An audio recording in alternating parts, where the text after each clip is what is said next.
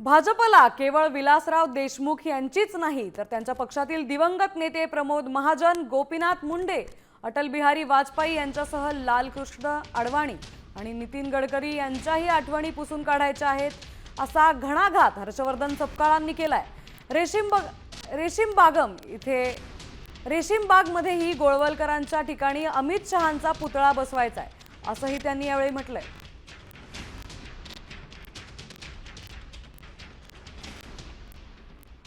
विलासराव देशमुख साहेबांच्याच आठवणी त्यांना पुसून टाकायचा नाही, त्यांचंच कर्तृत्व पुसून टाकायचं नाही, तर भारतीय जनता पक्ष कोणाचीच आठवण या देशामध्ये ठेवू इच्छित नाही।